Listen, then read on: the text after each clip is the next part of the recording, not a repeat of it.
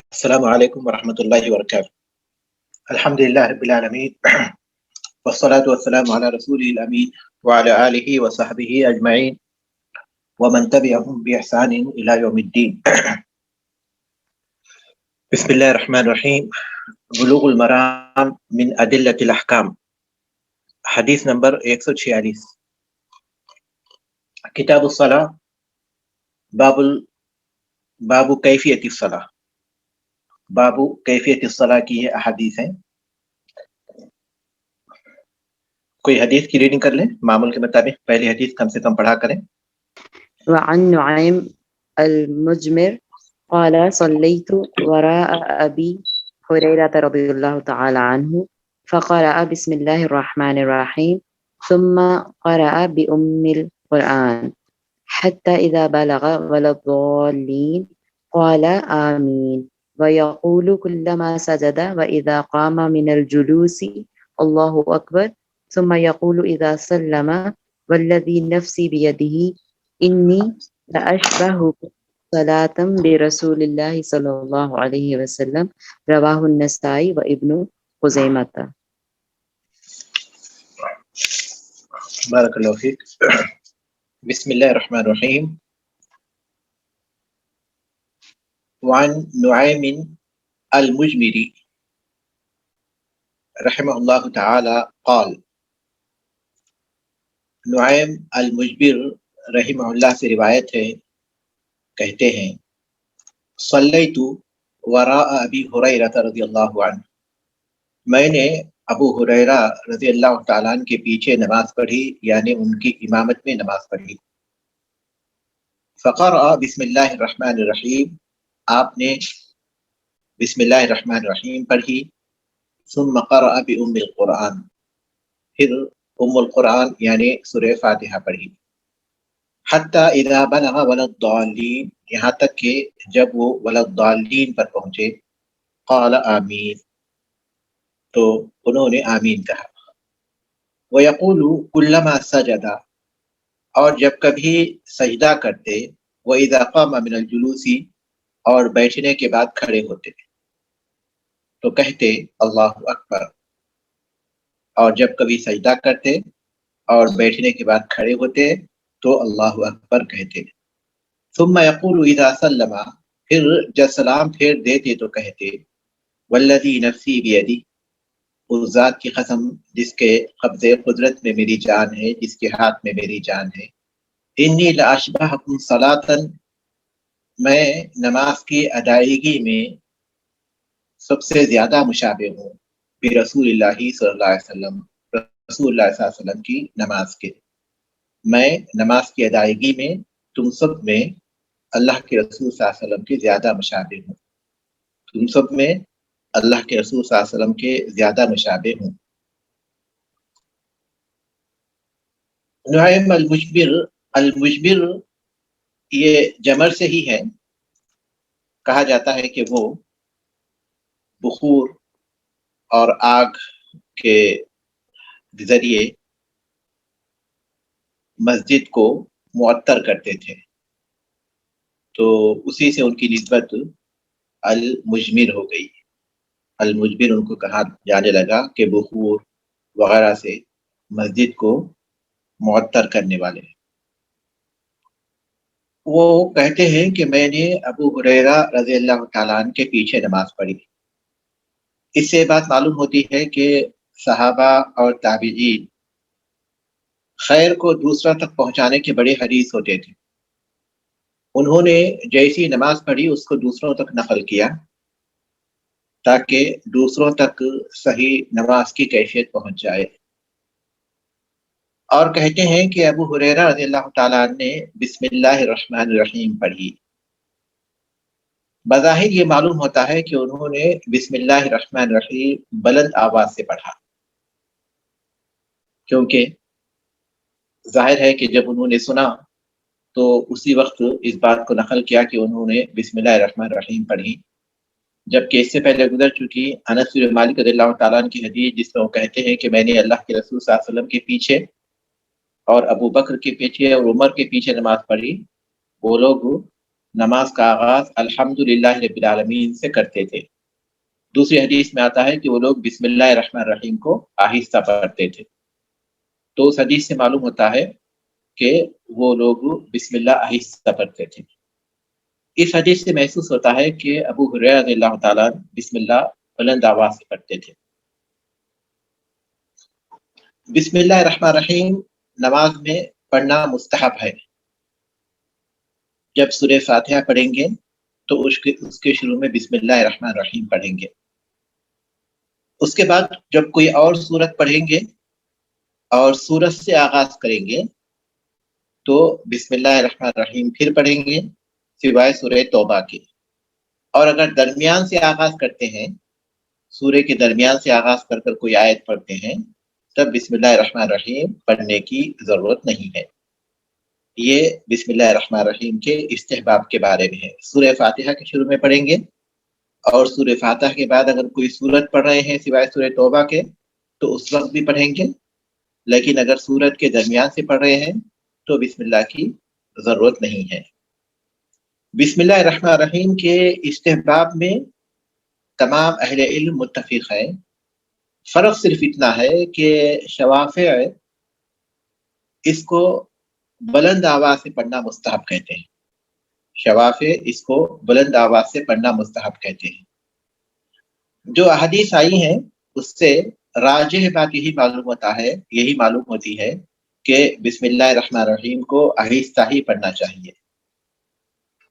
बिस्मिल्लाह रहमान रहीम को जब जमात से नमाज पढ़ेंगे तो इमाम को चाहिए कि उसे आहिस्ता पढ़े, और इसी तरह कोई भी मुनफरिद नमाज पढ़ रहा है तो उसको चाहिए कि बिस्मिल्लाह आहिस्ता पढ़े। अलबत्ता जो अहदीस आई है उससे मालूम होता है कि कभी कभी जो नमाज पढ़ाते थे रसूलुल्लाह सल्लल्लाहु अलैहि वसल्लम या सहाबा बुलंद आवाज से इसको पढ़ देते थे। तो इसका मतलब ये है कि कभी राज्य तो यही है कि उसे सिर्री ही पढ़ेंगे, लेकिन कभी कभी अगर जहरन पढ़ा जाए तो इसमें कोई हरज नहीं है। बिस्मिल्लाह रहमान रहीम पढ़ने के बाद उन्होंने उम्मुल कुरान पढ़ा। उम्मुल कुरान के बारे में हम जिक्र कर चुके हैं कि कुरान मजीद के तमाम मज़ामीन को जामे है ये सूरत, इसीलिए इसे असल कहते हैं, कुरान की असल कहते हैं। उम्मुल कुरान पढ़ा, जाहिर है कि ये रुकन है, इसके बगैर नमाज नहीं होती। ये हदीस भी उसकी दलील है। यहाँ तक कि जब वलद्दालीन पर पहुंचे तो उन्होंने आमीन कहा, तो जाहिर है कि उन्होंने आमीन बुलंद आवाज से कही होगी। आमीन बिल जहर, आमीन के सिलसिले में आमीन के माने हैं अल्लाह ताला कबूल फरमा। तकब्बल के माने हैं कि मेरी दुआ कबूल फरमा। आमीन के सुन्नत होने पर सबका इत्तेफाक है कि सूरह फातिहा के इख्तिताम पर जब वलद्दालीन पढ़ेंगे तो आमीन कहेंगे, इसलिए मसनून है, इसमें किसी का इख्तलाफ नहीं है। अलबत्ता उसे बुलंद आवाज से पढ़ना चाहिए या आहिस्ता पढ़ना चाहिए, इसमें इख्तलाफ है। अहनाफ इस तरफ गए हैं कि उसे आहिस्ता पढ़ना चाहिए। राजिह बात ये मालूम होती है कि उसे बुलंद आवाज से पढ़ना चाहिए। बुलंद आवाज मतलब ये कि अपने साथ वाले को सुनाई दे। उसकी दलील ये हदीस है कि इज़ा अम्मन अल इमामु फअम्मिनू, जब इमाम आमीन कहे तो तुम भी आमीन कहो। ये हदीस इस बात की दलील है कि इमाम जब आमीन कहे तो जाहिर है कि इमाम आमीन कब कहेगा, उसी वक्त वो बात मालूम होगी जबकि वो बुलंद आवाज से कहेगा। जब इमाम आमीन कहे तो तुम भी आमीन कहो, इससे ये बात राजिह मालूम होती है कि आमीन बुलंद आवाज से कहना चाहिए। और नमाज में हर सजदे के वक्त पर जब नीचे झुकेंगे और जब बैठकर उठेंगे तो अल्लाहु अकबर कहना चाहिए। और ये जो तकबीर है उसका हुक्म वाजिब का है। जो तकबीर इंतकाली जिसको कहते हैं, तकबीर इंतकाली जिसको कहते हैं, उसका हुक्म वाजिब का है। अलबत्ता तकबीर तहरीमा ये रुकन है जो नमाज के आगाज में होती है, जिसके जरिए नमाज का आगाज होता है। फिर सलाम फेरने के बाद वो कहते हैं कि मैं अल्लाह के रसूल सल्लल्लाहु अलैहि वसल्लम के सबसे ज्यादा मुशाबिह हूँ, तुम में सबसे ज्यादा मुशाबिह हूँ नमाज के सिलसिले में। तो जिन चीज़ों का नमाज में वो एहतमाम करते थे, जिन चीज़ों का इस हदीस में जिक्र आया है, اس سے بات معلوم ہوتی ہے کہ اللہ کے رسول صلی اللہ علیہ وسلم ان چیزوں کا نماز میں خصوصی اہتمام کرتے تھے۔ اس کے بعد کی حدیث ہے وعن ابی ہریرہ رضی اللہ تعالی عنہ قال قال رسول اللہ صلی اللہ علیہ وسلم اذا قرأتم الفاتحة فاقرؤوا بآياتها رواہ الدارقطنی وصوب وقفہ۔ ابو ہریرہ رضی اللہ تعالیٰ عنہ سے روایت ہے، کہتے ہیں کہ اللہ کے رسول صلی اللہ علیہ وسلم نے فرمایا کہ جب تم سورہ فاتحہ پڑھو تو بسم اللہ الرحمن الرحیم پڑھا کرو، اس لیے کہ وہ اس کی ایک آیت ہے۔ اسے دارقطنی نے روایت کیا ہے اور اس کے موقوف ہونے کو درست قرار دیا ہے۔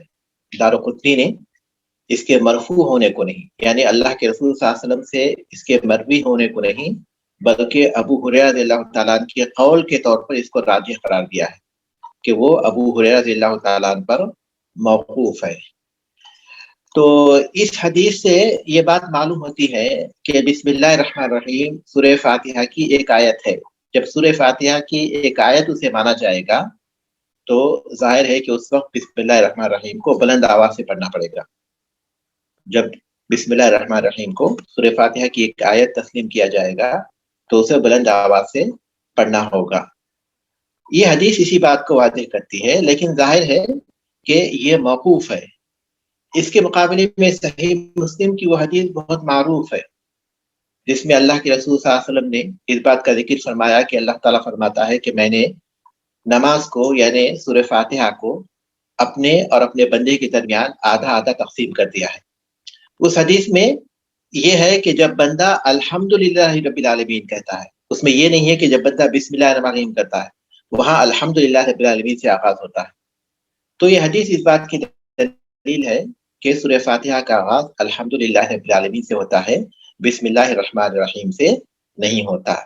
لہذا بسم اللہ الرحمن الرحیم ضرور پڑھنا چاہیے، لیکن سورہ فاتحہ کی ایک آیت کے طور پر نہیں بلکہ اس کے استحباب کے طور پر، اور اسے سری پڑھنا ہی راجح ہے۔ کبھی کبھی بلند آواز سے پڑھا جائے تو کوئی حرج نہیں ہے۔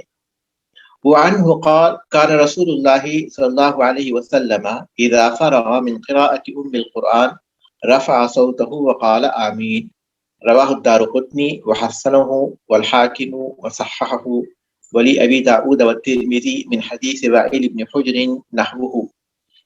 اور ابو ہریرہ رضی اللہ تعالیٰ عنہ سے روایت ہے، کہتے ہیں کہ اللہ کے رسول صلی اللہ علیہ وسلم جب ام القرآن کی تلاوت سے فارغ ہوتے تو اپنی آواز کو بلند کرتے اور کہتے آمین۔ اسے دارقطنی نے روایت کیا اور اسے حسن قرار دیا، اور حاکم نے بھی روایت کیا اور اسے صحیح قرار دیا، اور ابو داؤد اور ترمذی میں بھی یہ حدیث ہے جو وائل بن حجر رضی اللہ تعالیٰ سے مروی ہے۔ اسی معنی کے مطابق، اسی معنی میں ایک حدیث ابو داؤد ترمذی میں بھی ہے، لیکن وہ ابو ہریرہ رضی اللہ تعالیٰ سے نہیں بلکہ وائل بن حجر رضی اللہ تعالیٰ سے روایت ہے۔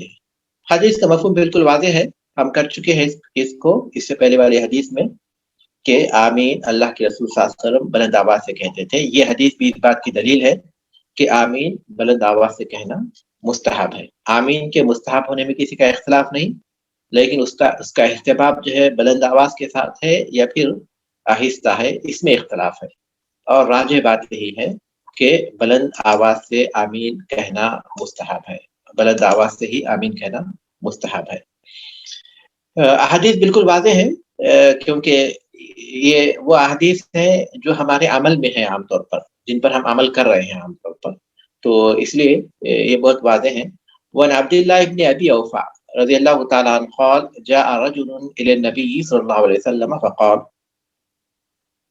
عبداللہ ابن ابی اوفا رضی اللہ تعالیٰ عنہ سے روایت ہے، کہتے ہیں کہ ایک آدمی نبی کریم صلی اللہ علیہ وسلم کی خدمت میں حاضر ہوا اور کہا انی لا استطیع ان آخذ من القرآن شیئا، میں قرآن میں سے کچھ بھی یاد کرنے کی طاقت نہیں رکھتا، میں طاقت نہیں رکھتا کہ حاصل کروں یعنی یاد کر لوں من القرآن شیئا، قرآن میں سے کچھ بھی، فعلمنی ما یجزونی منہ، لہذا آپ مجھے وہ چیز سکھا دیں جو اس کی جگہ کافی ہو جائے، فعلمنی ما یجزئنی منہ، آپ مجھے وہ چیز سکھا دیں جو اس کی جگہ کافی ہو جائے، فقال، آپ صلی اللہ علیہ وسلم نے فرمایا، قل، تم کہو سبحان اللہ، वल्हम्दुलिल्लाह वला इलाहा इल्लल्लाह वल्लाहु अकबर वला हौला वला कुव्वता इल्ला बिल्लाहिल अलिय्यिल अज़ीम।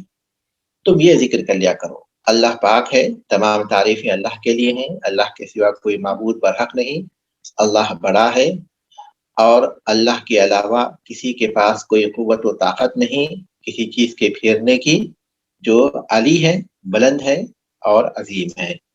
रवाहु अहमद व अबू दाऊद व नसाई, अहमद अबू दाऊद नसाई ने इसे रिवायत किया। व सहहु इब्न हिब्बान व दारुक़ुत्नी वल हाकिम, इब्न हिब्बान, दारुक़ुत्नी और हाकिम ने इसे सही करार दिया।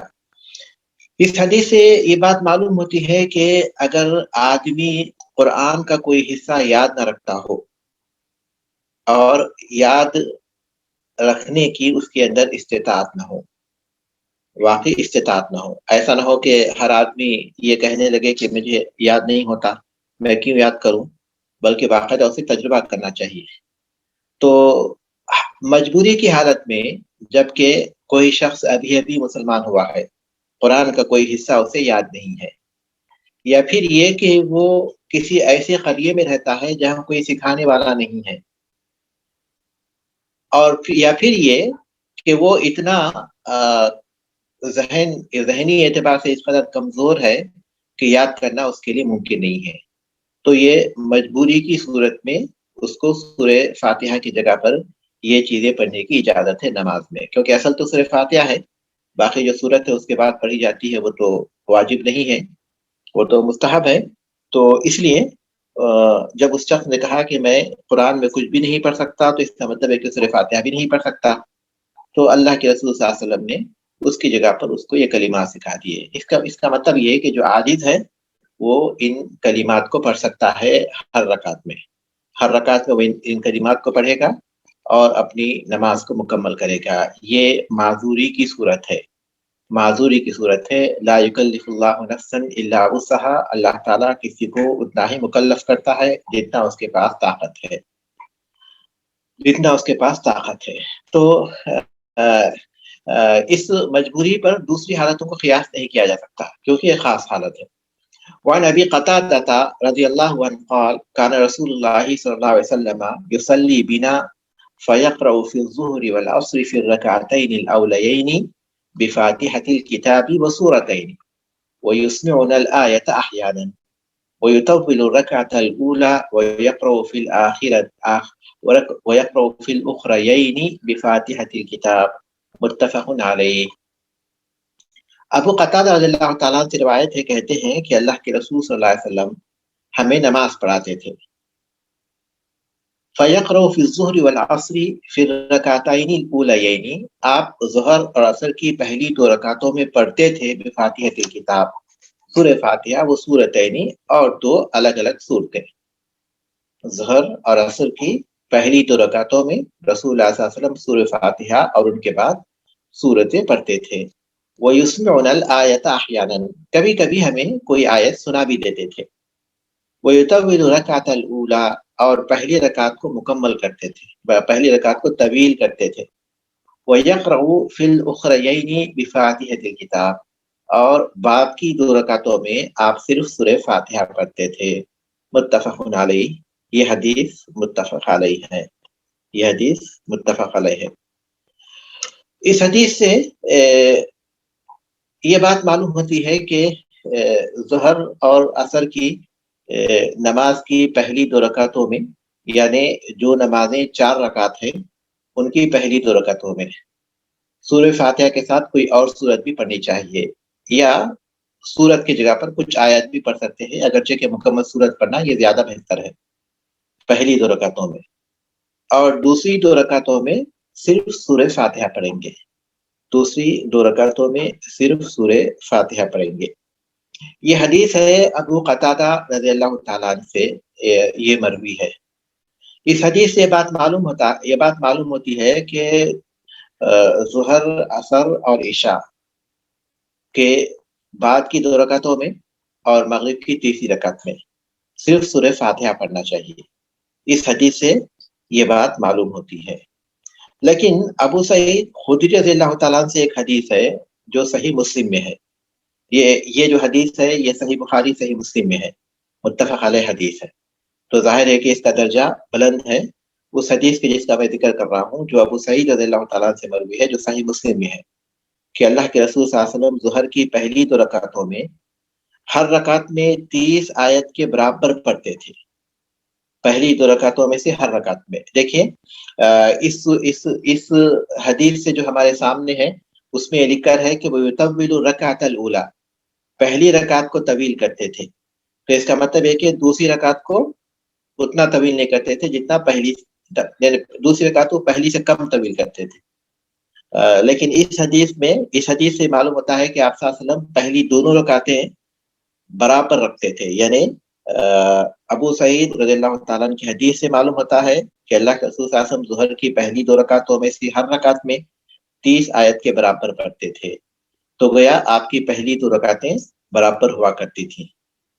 تو اس سلسلے میں اہل علم کہتے ہیں کہ پہلی رکعت دوسری رکعت سے طویل ہونی چاہیے یا پھر دونوں رکعتوں کو برابر رکھنا چاہیے.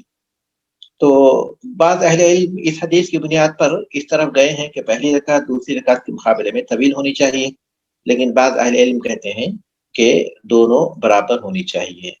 حقیقت یہ ہے کہ آدمی کبھی اس کا خیال رکھے کہ اسے طویل کرے اور کبھی اسے طویل نہ کرے تو کوئی حرج کی بات نہیں ہے. غالب اور اکثر یہی ہے کہ وہ پہلی رکعت کو طویل کرے، لیکن اگر ان دونوں کو برابر بھی کرتا ہے تو کوئی حرج نہیں ہے. تو بہرحال یہ حدیث جو ابو سعید رضی اللہ تعالیٰ سے مروی ہے اس میں ہے کہ رسول اللہ صلی اللہ علیہ وسلم ظہر کی پہلی 2 رکعتوں میں ہر رکعت میں 30 آیت کے برابر اور بعد کی 2 رکعتوں میں 15 آیت کے برابر پڑھتے تھے. دیکھیے، جب بعد کی 2 رکعتوں میں 15 آیت کے برابر پڑھتے تھے تو اس کا مطلب ہے کہ سورہ فاتحہ کے علاوہ بھی آپ کچھ پڑھتے تھے، کیونکہ سورہ فاتحہ تو السبع المثانی ہے، 7 آیتوں پر مشتمل ہے. جب آپ بعد کی 2 رکعتوں میں 15 آیت کے برابر پڑھتے تھے، اس کا مطلب یہ ہوا کہ آپ بعد کی 2 رکعتوں میں بھی کوئی سورت پڑھتے تھے. اور اس میں لکھا ہے کہ اس حدیث میں کہ عصر کی پہلی 2 رکعتوں میں سے ہر رکعت میں 15 آیت کے برابر پڑھتے تھے. عصر کی پہلی 2 رکعتوں میں سے ہر رکعت میں 15 آیت کے برابر پڑھتے تھے اور بعد کی 2 رکعتوں میں اس کے نصف پڑھتے تھے، یعنی 7 آیت کے برابر پڑھتے تھے. تو اس حدیث میں اور جو حدیث ہمارے سامنے ہے ان دونوں کو ہم سامنے رکھتے ہیں تو اس سلسلے میں اہل علم نے بعض اس حدیث کو راجح قرار دیا ہے کیونکہ یہ متفق علیہ ہے اور اسی کے مفہوم کو لیا ہے، اور یہ کہا ہے کہ پہلی رکعت دوسری رکعت سے طویل ہونی چاہیے، اور یہ بھی کہا ہے کہ پہلی 2 رکعتوں میں سورہ فاتحہ کے ساتھ کوئی سورت پڑھنی چاہیے، لیکن بعد کی 2 رکعتوں میں صرف سورہ فاتحہ پڑھنا چاہیے. لیکن بعض اہل علم نے دوسرے قول کو اختیار کیا ہے کہ بعد کی رکعتوں میں بھی سورت پڑھ سکتے ہیں. لیکن ان دونوں احادیث کو ہم سامنے رکھتے ہیں تو اہل علم اس بات کو راجح قرار دیتے ہیں کہ رسول اللہ صلی اللہ علیہ وسلم کا راجح طریقہ یہی معلوم ہوتا ہے کہ آپ بعد کی 2 رکعتوں میں کوئی سورت نہیں پڑھتے تھے. آپ صلی اللہ علیہ وسلم کا غالب طریقہ یہی ہوتا تھا، لیکن کبھی کبھی آپ صلی اللہ علیہ وسلم بعد کی رکعتوں میں بھی کوئی سورت پڑھ لیتے تھے. تو اس کا مطلب یہ ہوا کہ کبھی کبھی بعد کی 2 رکعتوں میں اگر پڑھا جائے تو کوئی حرج نہیں ہے، لیکن اسے معمول نہیں بنانا چاہیے. تو اس سلسلے میں راجح بات یہی ہے کہ بعد کی 2 رکعتوں میں ہم فرض کی بات کر رہے ہیں، سنت نہیں. سنت اگر کوئی 4 رکعت ایک ساتھ پڑھتے ہیں اگرچہ کہ وہ افضل نہیں ہے، صلاۃ اللیل والنہار مثنی مثنی جو ابو داؤد کی حدیث ہے اس سے بات معلوم ہوتی ہے کہ رات اور دن کی نماز 2 رکعت کر کے پڑھنا چاہیے. تو اس کا مطلب ہے کہ سنت بھی 2 کر کے پڑھنا چاہیے. لیکن بعض اہل علم ایک ساتھ 4 رکعت کی اجازت دیتے ہیں، خاص طور پر ظہر سے پہلے کی 4 رکعتوں میں، یا پھر جو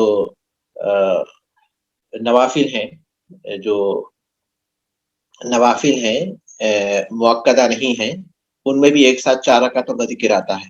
تو جن احادیث میں ایک ساتھ 4 رکعت کا ذکر آیا ہے ان احادیث کو دیکھتے ہوئے بعض اہل علم اس طرف گئے ہیں کہ ایک ساتھ 4 رکعت پڑھے جا سکتے ہیں. تو سنت جب ایک ساتھ 4 رکعت پڑھیں گے تو اس کی ہر رکعت میں سورہ فاتحہ کے ساتھ کوئی اور سورت پڑھنی ہے. لیکن یہاں ہم فرض کی بات کر رہے ہیں، اور افضل تو یہی ہے کہ سنت 2 رکعت کر کے ہی پڑھیں، چاہے رات میں پڑھیں چاہے دن میں پڑھیں. رات کی جو حدیث ہے وہ تو صحیح بخاری میں ہے، اور دن کی جو حدیث ہے وہ ابو داؤد میں ہے. تو راجع بات تو یہی ہے کہ ظہر اثر اور عشاء کی بعد کی 2 رکعتوں میں مغرب کی تیسری رکعت میں صرف سورہ فاتحہ ہی پڑھنا چاہیے، لیکن کبھی کبھی دوسری حدیث کے مطابق اگر سورہ فاتحہ کے ساتھ کوئی اور سورت پڑھ لی جائے تو انشاءاللہ کوئی حرج نہیں ہے۔ اسی طرح نماز کے دوران امام کبھی کبھی کوئی آیت ذرا زور سے پڑھ لے تاکہ مقتدی کو یہ معلوم ہو جائے کہ مقتدی کو معلوم ہو جائے کہ سورہ پڑھا جا رہا ہے، تو بھی اچھا ہے، اور دوسری بات یہ بھی معلوم ہوتی ہے کہ سری نماز میں اگر امام بلند آواز سے قرات کر دیتا ہے، مثال کے طور پر امام ظہر کی نماز کے لیے کھڑا ہو گیا اور اس نے قرات بلند آواز سے شروع کر دی، تو سجدے سہو اس سے لازم نہیں آتا، کیونکہ یہ سری پڑھنا یہ مسنون ہے، تو سنت کے چھوڑنے سے سجدے سہو لازم نہیں آتا۔ سجدے سہو جو لازم آتا ہے اس کی صورتیں آپ لوگ اس سے پہلے پڑھ چکے ہیں۔ تو سری نماز میں اگر کوئی شخص جہری قرات کر لے تو سجدے سہو جو ہے لازم نہیں ہوگا، البتہ سجدے سہو کا حکم وہاں مسنون رہے گا، سجدے سہو کا حکم وہاں مسنون رہے گا کہ امام چاہے تو سجدے سہو کرے، لیکن سجدے سہو کا وجوب وہاں نہیں ہوگا، وجوب وہاں نہیں ہوگا۔ وعن ابی سعید الخدری رضی اللہ تعالیٰ عنہ قال، ابو سعید خدری رضی اللہ تعالیٰ سے روایت ہے، کہتے ہیں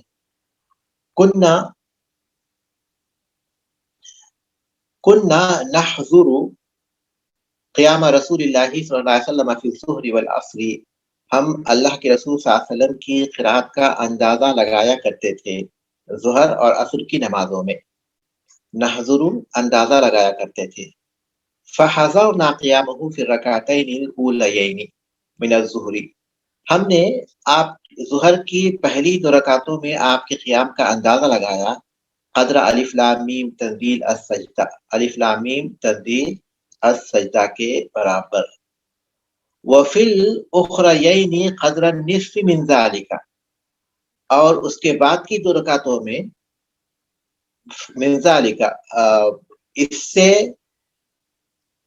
آدھی آیتوں کی مقدار کا اندازہ لگایا، اور آخری 2 رکعتوں میں پہلی دونوں سے نصف کے برابر، اور آخری 2 رکعتوں میں پہلی 2 رکعتوں سے نصف کے برابر، وفی الاولیین من العصر، اور عصر کی پہلی 2 رکعتوں میں علی قدر الاخریین من الظہر، ظہر کی آخری 2 رکعتوں کے برابر، جیسا کہ میں نے دوسری حدیث کا حوالہ دیا 15 آیتوں کے برابر، والاخریین علی نصف من ذلک، اور عصر کی آخری 2 رکعتوں میں عصر کی پہلی 2 رکعتوں سے نصف کے برابر، یعنی آپ صلی اللہ علیہ وسلم پہلی ظہر کی پہلی 2 رکعتوں میں الف لام میم تنزیل السجدہ اس کے برابر پڑھتے تھے، الف لام میم تنزیل السجدہ کے برابر پڑھتے تھے، اور اس کے بعد کی 2 رکعتوں میں اس سے نصف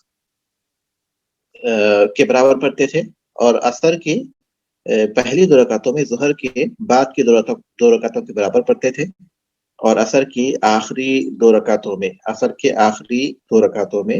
آپ صلی اللہ علیہ وسلم عصر کی پہلی 2 رکعتوں کے نصف کے برابر پڑھتے تھے۔ یہ آپ صلی اللہ علیہ وسلم کا معمول تھا۔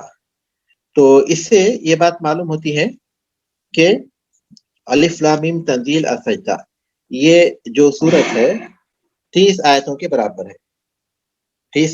برابر ہے، تو ظاہر ہے کہ 30 آیتوں کے برابر جب یہ سورت ہے الف لام میم تنزیل السجدہ، اور آپ پہلی 2 رکعتوں میں پڑھتے تھے، دوسری 2 رکعتوں میں آپ اس کا نصف پڑھتے تھے یا 15 آیات کے برابر، تو اس سے جو مفہوم نکلتا ہے اور اس کی وجہ سے جو اختلاف پیدا ہوتا ہے اس کا میں نے تفصیل کے ساتھ ذکر کیا ہے، اس لیے میرے خیال سے اس حدیث کو زیادہ تشریح کی ضرورت نہیں ہے۔ وعن سلیمان ابن یسار قال، سلیمان ابن یسار رحمہ اللہ بیان کرتے ہیں، کان فلان یطیل الاولیین من الظہر، کہ فلاں صاحب ظہر کی پہلی 2 رکعتوں میں قرات لمبی کرتے تھے، ظہر کی پہلی 2 رکعتیں لمبی کرتے تھے، یطیل الاولیین من الظہر، ظہر کی پہلی 2 رکعتیں لمبی کرتے تھے، ویخفف العصر، اور عصر کی نماز میں تخفیف کرتے تھے، ویقرأ فی المغرب بقصار مفصل، اور مغرب کی نماز میں قصار مفصل کی صورتیں پڑھتے، وفی العشاء بوسطہ، اور عشاء کی نماز میں اوساط مفصل پڑھتے تھے، اوساط مفصل پڑھتے تھے وہ فی صبح بطواله، اور صبح کے نماز میں طوال مفصل سے پڑھتے تھے. فقال ابو ہریرہ رضی اللہ تعالیٰ عنہ، ابو ہریرہ رضی اللہ تعالیٰ عنہ نے کہا ما صلیت وراء احد اشبہ صلاۃ برسول اللہ صلی اللہ علیہ وسلم من هذا، میں نے کسی کی امامت میں اس سے زیادہ، میں نے کسی کے پیچھے یعنی کسی کی امامت میں اس سے زیادہ نبی کریم صلی اللہ علیہ وسلم کی نماز سے مشابہ نماز نہیں پڑھی. میں نے کسی کے پیچھے اس سے زیادہ نبی کریم صلی اللہ علیہ وسلم کی نماز کے مشابہ نہیں پڑھی. اخرجہ النسائی باسناد حسن، نسائی نے اسے حسن سند صحیح باسناد صحیح، نسائی نے اسے صحیح سند کے ساتھ روایت کیا ہے. فلان سے مراد اہل علم کہتے ہیں کہ عمر ابن سلمہ ہے. عمر ابن سلمہ جو امیر مدینہ تھے، عمر ابن سلمہ کی نماز کے بارے میں وہ کہتے ہیں کہ کان فلان یطیل الاولین، کہ ان کا طریقہ یہ تھا کہ ظہر کی پہلی دو رکعتوں میں پہلی دو رکعتوں کو طویل کرتے تھے، پہلی دو رکعتیں لمبی کرتے تھے، بالکل اس کے مطابق جیسا کہ اس سے پہلے حدیث گزر چکی ہے. اور عصر کی نماز میں تخفیف کرتے تھے. اور ان کا معمول تھا کہ مغرب میں قصار مفصل پڑھتے تھے. مفصل ان صورتوں کو کہتے ہیں جن میں الحمدللہ جن میں بسم اللہ الرحمن الرحیم کے ذریعے فصل ہے، جس میں بہت زیادہ فصل ہے اور بسم اللہ الرحمن الرحیم بار بار اس میں آیا ہے، اس کو مفصل کہتے ہیں. یعنی قرآن مجید کے آخری کی صورتیں، اور وہ ہیں سورۃ الحجرات سے سورۃ الناس تک. راجح قول، اس سلسلے میں اہل علم کا اختلاف ہے، لیکن جس قول کو میں ذکر کر رہا ہوں وہ راجح قول ہے. تو مفصل کہتے ہیں سورۃ الحجرات سے سورۃ الناس تک کی صورتوں کو، ان کو مفصل کہتے ہیں. اور ان کو مفصل کہنے کی وجہ یہ ہے کہ اس میں کثرت سے فصل ہے، کثرت سے فصل ہے، مختصر صورتیں ہیں اور بار بار فصل ہے بسم اللہ الرحمن الرحیم کے ذریعے، اس لیے ان کو مفصل کہتے ہیں. پھر اس مفصل کو تین قسموں میں تقسیم کیا گیا ہے: طوال مفصل، اوساط مفصل اور قصار مفصل. طوال مفصل یعنی مفصل کی طویل صورتیں، اوساط مفصل یعنی مفصل کی درمیانی صورتیں، اور قصار مفصل کی مختصر صورتیں. طوال مفصل ہے سورۃ الحجرات سے لے کر سورۃ النازعات تک. اس میں اختلاف ہے، لیکن جیسا کہ میں نے کہا ایک قول جو کہ راجح ہے وہ میں آپ کے سامنے بیان کر رہا ہوں. طوال مفصل ہے سورۃ الحجرات سے لے کر سورۃ النازعات تک. اوساط مفصل ہے سورۃ عبس سے لے کر سورۃ اللیل تک، سورہ عبس سے لے کر سورۃ اللیل تک. اور قصار مفصل ہے سورۃ الضحیٰ سے لے کر سورۃ الناس تک، سورۃ الضحیٰ سے لے کر سورۃ الناس تک. یہ ایک قول ہے طوال مفصل، قصار مفصل اور اوساط مفصل کے بارے میں. تو بعض اہل علم کہتے ہیں کہ طوال مفصل سورہ حجرات سے لے کر سورہ بروج تک ہے، اوساط مفصل سورہ بروج سے لے کر سورہ بینہ تک ہے، اور قصار مفصل سورۃ بینہ سے لے کر سورۃ الناس تک ہے. لیکن راجح بات یہی ہے، آپ اس کو یاد رکھیے، زیادہ بہتر ہے سورۃ الحجرات سے لے کر سورۃ النازعات تک یہ طوال مفصل ہے. یہ اللہ کے رسول صلی اللہ علیہ وسلم فجر کی نماز میں پڑھتے تھے. طوال مفصل رسول اللہ صلی اللہ علیہ وسلم عام طور پر فجر کی نماز میں پڑھتے تھے. اور اوساط مفصل یہ سورہ عبس سے لے کر سورۃ اللیل تک عشاء کی نماز میں عام طور پر اوساط مفصل سے پڑھتے تھے. عشاء کی نماز میں عام طور پر اوساط مفصل سے پڑھتے تھے. اور قصار مفصل جو سورۃ الضحیٰ سے لے کر سورۃ الناس تک ہے عام طور پر مغرب کی نماز میں پڑھتے تھے. مغرب کی نماز میں قصار مفصل سے پڑھتے تھے. یہ معمول تھا، یہ معمول تھا. اس کا مطلب یہ نہیں کہ قرآن کے آغاز میں جو سورہ بقرہ ہے یا آل عمران ہے یا نساء ہے یا مائدہ ہے، اس کے علاوہ جو دوسری صورتیں ہیں اس کو نماز میں نہیں پڑھیں گے، یہ مفہوم نہیں ہے. رسول اللہ صلی اللہ علیہ وسلم ان کو بھی کبھی کبھی پڑھتے تھے، لیکن غالب آپ صلی اللہ علیہ وسلم اس بات کا خیال رکھتے تھے.